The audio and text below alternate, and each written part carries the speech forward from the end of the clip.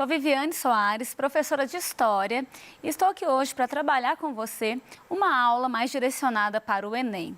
Então, nós vamos fazer um trabalho com um tema mais contemporâneo. Vamos trabalhar as epidemias, melhor, as pandemias na história. Pandemias na história. Estudos sobre as pandemias que alteraram significativamente o curso da história. Ao se tratar aí, desse contexto que a gente está vivenciando a respeito da pandemia de coronavírus, é muito importante a gente compreender como um momento desse está sendo alterado, a nossa vida, as nossas relações, a nossa cultura, inclusive, como que isso altera significativamente o nosso modo de viver. E entender que, infelizmente, não é a primeira vez na história que a gente tem uma pandemia que vai modificar os hábitos de uma população. O coronavírus, ele alterou significativamente a forma como a gente vivencia, o momento aí atual. Infelizmente, não é a primeira vez, como eu disse, Então, a gente vai falar um pouquinho das outras pandemias que também marcaram a história. Vamos tratar das maiores pandemias, A gente não consegue falar de todas, então, selecionei aqui 5 delas para tratar com você. Primeiramente, vamos definir aí o que é pandemia, Qual a diferença de pandemia para epidemia? Então, primeiramente, pensar que pandemia, de acordo com a Organização Mundial da Saúde, é um termo utilizado para uma determinada doença que se espalha rapidamente, E ela atinge diversas regiões, que pode ser continental ou até mesmo mundial. Através de uma contaminação que se sustenta. Então, não é a gravidade da doença que determina ela ser considerada uma pandemia, e sim o seu poder de contágio e a região geográfica pela qual ela se espalha. Diferentemente aí, de epidemia e endemia. A endemia são algumas doenças que elas acabam tornando-se permanentes, Então, ela fica durante anos e anos numa sociedade. E já a epidemia, ela é marcada por casos que aumentam significativamente e depois eles diminuem, Em um determinado prazo aí. Pegando aqui uma das declarações atuais aí, da Organização Mundial da Saúde, para a gente entender um pouquinho essa questão das pandemias, é tratar o seguinte: pandemia não é uma palavra para ser usada à toa ou sem cuidado. É uma palavra que, se usada incorretamente, pode causar um medo irracional ou uma noção injustificada de que a luta terminou, o que leva a sofrimento e mortes desnecessárias. É importante a gente falar sobre isso porque há a tendência de supervalorizar e também a tendência de desvalorizar a situação. Então, é mais importante a gente buscar compreender, buscar informações que são aí confiáveis, para que a gente possa compreender melhor esse cenário.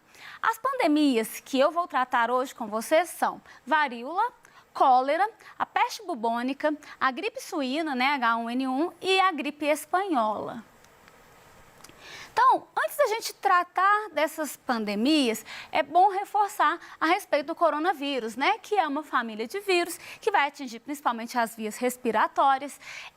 Um novo agente, ele foi descoberto ano passado, em 2019, e foram registrados casos inicialmente na China e depois progressivamente em outras regiões. Os primeiros coronavírus humanos, eles foram isolados em 1937, Mas só em 65 é que ele vai ser descrito como coronavírus em função aí do seu perfil, em análises microscópicas, já que esse vírus ele se parece com uma coroa. A questão de estar aí relacionada à China nesse momento inicial é muito importante para a gente compreender esse contexto, Por quê?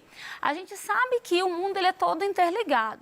Então, qual que é a relação aí? Por que algo que começa na China, como que isso atinge o mundo? Para além da questão aí, que a gente sabe dos vários danos que a gente tem que pensar na questão econômica.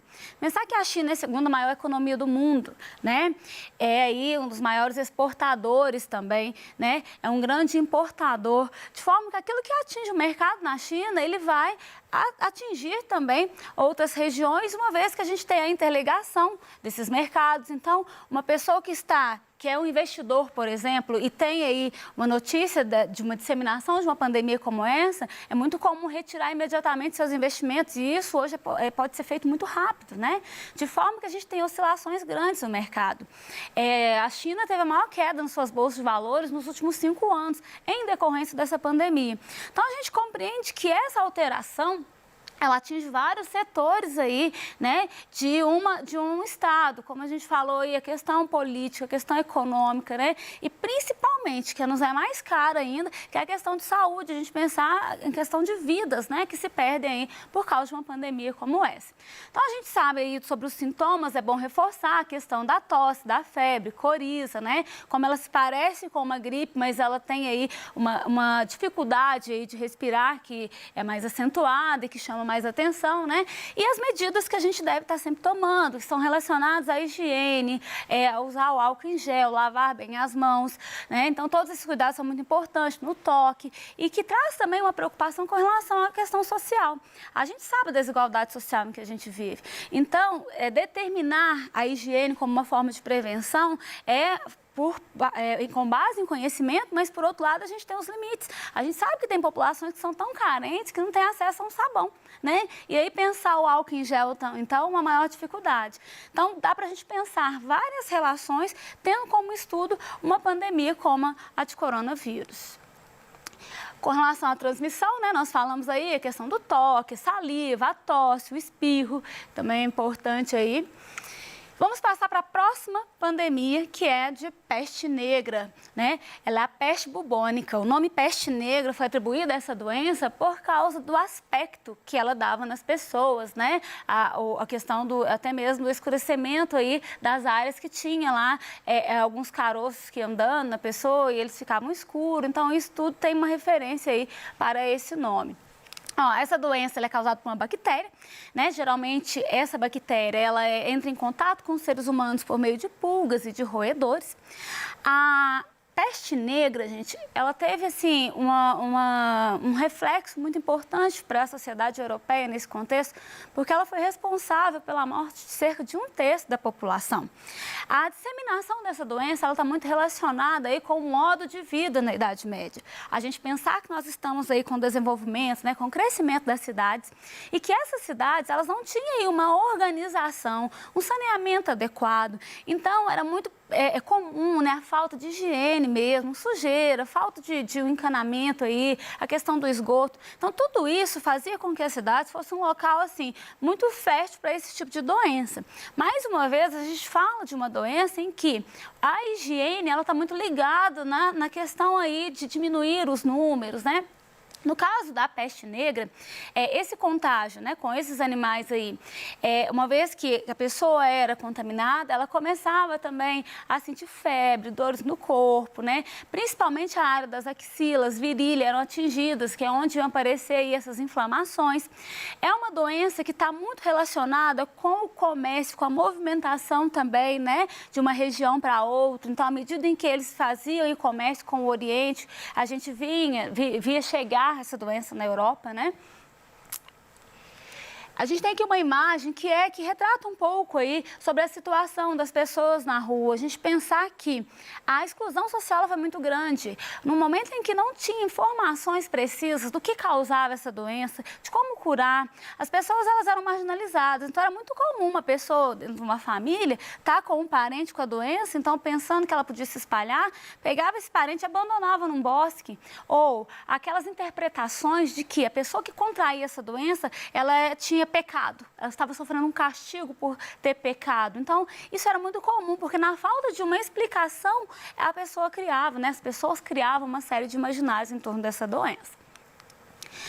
A gente fala muito nessas estimativas de 1/3 da população, mas essa estimativa aí, ela é até questionada por alguns pesquisadores, né, como o historiador Legoff, que ele acredita que seja um número maior, chegando a 2/3 da população.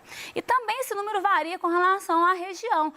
Por exemplo, a gente olhar alguns locais como a Inglaterra, esse índice de morte chegou a 70%. Então, a gente vê que altera significativamente uma sociedade, inclusive Inclusive, a gente está falando de idade média, uma transição aí para a idade moderna, então a gente vai ver que a peste negra teve um papel muito importante para a crise do sistema feudal, né, junto com outras situações que eram vivenciadas nesse período.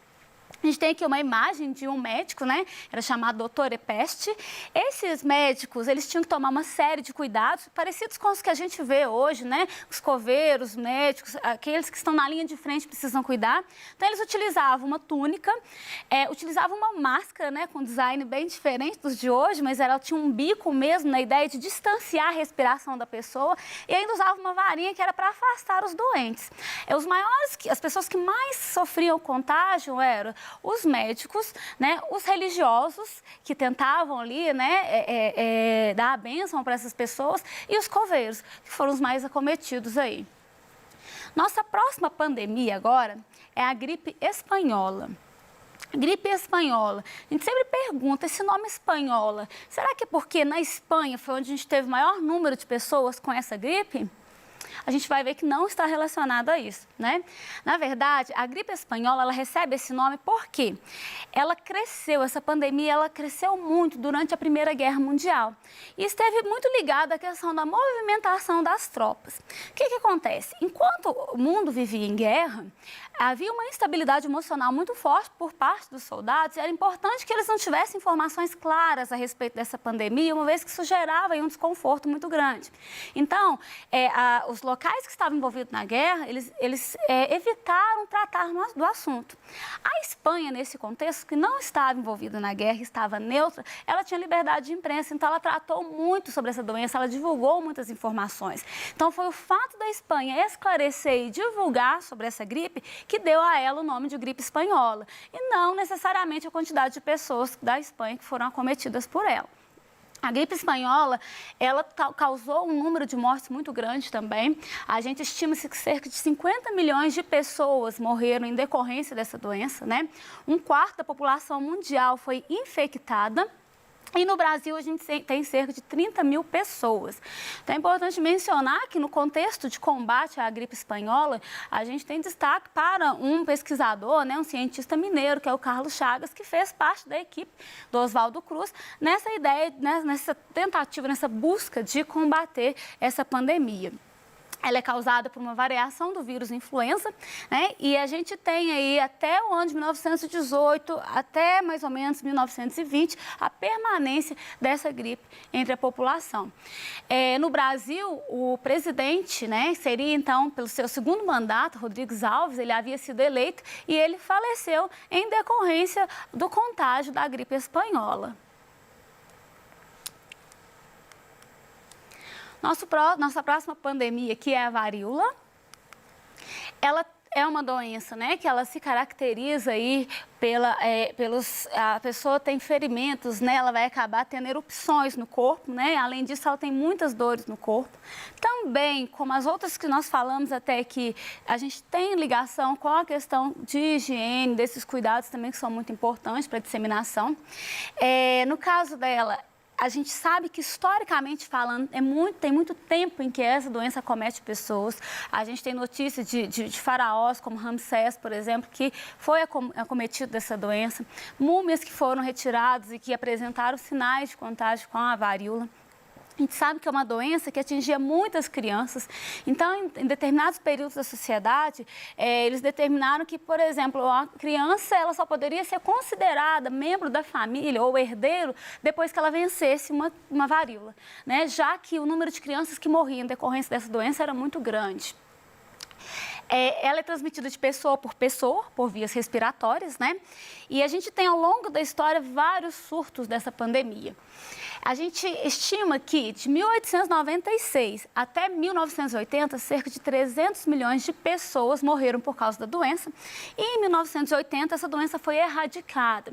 Então, pesquisadores, né, eles estavam buscando aí a cura dessa doença.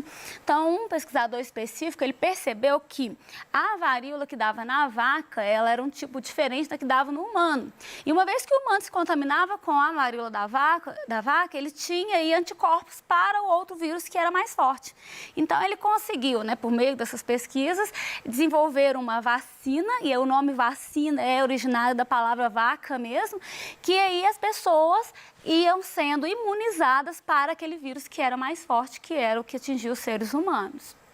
A gente tem algumas imagens, né, que referem-se à varíola, e na história a gente tem muito a se tratar dessa doença. A gente pensar no período aí de conquista, de colonização da América, como essa doença foi utilizada para se fazer uma guerra bacteriológica, né? A gente pensar aí Hernán Cortés no processo de dominação, em disseminar roupas, cobertores, né, para que os nativos utilizassem. Então, esses cobertores estavam contaminados, e aí muitos nativos que não tinham imunidade alguma para essa doença, eles contraíram. Então, o número de nativos que foram mortos utilizando aí a doença como uma arma bacteriológica, nesse contexto de colonização, foi muito grande também.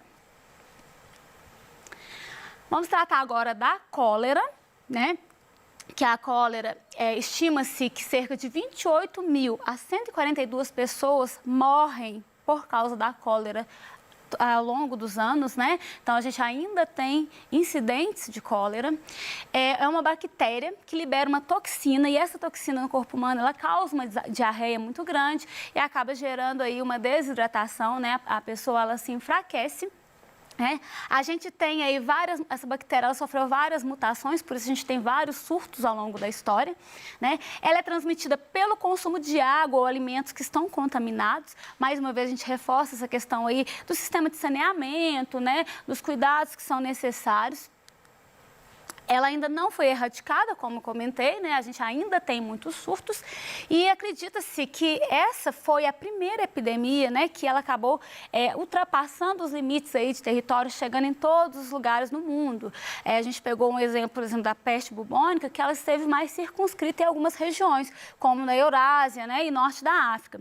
Já a cólera, ela se espalha por mais locais. Aqui a gente tem uma imagem, né, que seriam áreas aí de separação, principalmente na Índia, que foi muito forte o surto de cólera, e inclusive há relações, né, que a cólera estaria ligada a questões econômicas, né? Quanto mais baixa a renda da população, maior a quantidade de pessoas afetadas.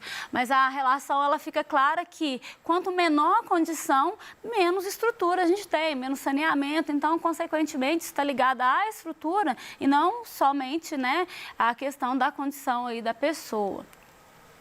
E a nossa última pandemia de hoje é a gripe suína, né, que é a mais recente da nossa história aí, para a gente falar antes do coronavírus. A gente tem a gripe suína como a mais recente, que também traz aí como sintomas a questão da febre, tosse, dor de garganta, né, dor no corpo. Ela foi identificada em 2009 no México, né, em porcos, e ela acabou se disseminando também para outras regiões. O vírus que causa ela é o vírus influenza também, a gente já falou sobre ele, né? Então, ela pode ser passada por respiração, né? Gotículas aí que a gente passa no ar. É interessante que, nesse contexto, né, 2009, a gente já teve aí muita propaganda, né, falando a respeito, esclarecendo, mas a gente teve um isolamento social que ele foi mais reduzido se a gente comparar com o coronavírus hoje. Em números, a gente pode dizer que, ao longo dos quase 14 meses que a gente teve aí a H1N1 sendo disseminada, e nosso contexto atual, nesse curto espaço de tempo, ao longo de 2 a 3 meses no Brasil, a Covid-19, ela matou muito mais do que em todo o tempo que a gente teve, né, mais de um ano, da H1N1. Então, quando a gente fala de buscar mais informações, é para a gente evitar, né, que a questão seja desvalorizada, né, dizer, olha, isso é importante para a gente entender que é maior, né, a gente tem aí um número de mortos maior, se a gente fizer essa comparação. E, mais uma vez, reforçar essa questão de como é importante os cuidados para que a gente não tenha problemas maiores, né? Então, para a gente concluir o que foi dito até aqui, algumas questões importantes de como há uma alteração significativa na vida das pessoas, como a gente tem aí uma sociedade que precisa se reorganizar. A gente tem que falar aí também da questão emocional, como ela é muito forte. Tem pesquisadores que associam até o coronavírus com o aumento das questões climáticas, né, os problemas climáticos, uma vez que a questão climática ela sai do topo da pauta das preocupações mundiais, né, em virtude de uma questão que é muito maior, maior, né, que é essa pandemia, a questão da vida. Então, é muito importante ver como que essas pandemias, elas abalam, né, a nossa história, elas modificam aí o modo de viver no mundo como um todo. A gente traz uma questão aqui sobre o que foi dito, né, só para rever nossos conhecimentos aí, a respeito da peste negra, que dizimou boa parte da população europeia, com efeito sobre o crescimento das cidades. O conhecimento médico da época não foi suficiente para conter a epidemia. Na cidade de Siena, Agnolo de Tura escreveu: as pessoas morriam a centenas, de dia e de noite, e todas eram jogadas em fossas cobertas com terra, e assim que essas fossas ficavam cheias, cavavam-se mais. E eu enterrei meus 5 filhos com as minhas próprias mãos, e morreram tantos que todos achavam que era o fim do mundo. O testemunho de um sobrevivente da peste negra que assolou a Europa, ele sugere que, letra A, o flagelo da peste negra foi associado ao fim dos tempos. B, a igreja buscou conter o medo da morte, disseminando o saber médico. C, a impressão causada pelo número de mortes não foi tão forte porque as vítimas eram poucos e identificáveis. D, houve substancial queda demográfica na Europa no período anterior à peste negra. E o drama vivido pelos sobreviventes era causado pelo fato de os cadáveres não serem enterrados. A resposta é a letra A, né, a respeito do flagelo da peste associado ao fim dos tempos, né, quando ele fala que parecia que ia ser o fim do tempo mesmo, né, o mundo acabando aí. Outra proposta de atividade, para a gente encerrar, é o mapa conceitual, que eu acho muito importante a gente tentar aí retomar as principais ideias. Então, eu trouxe aqui a questão da pandemia e a gente pensar nos seus efeitos para a sociedade, para o sistema de saúde, pensando aí nas melhorias que a gente tem, né, nas buscas que a gente tem, e também para a economia. Tem algumas ideias de como pode ser preenchido, mas é importante que você mesmo elenque aí as questões que considere mais importantes. Então, agradeço pela atenção e até a próxima aula.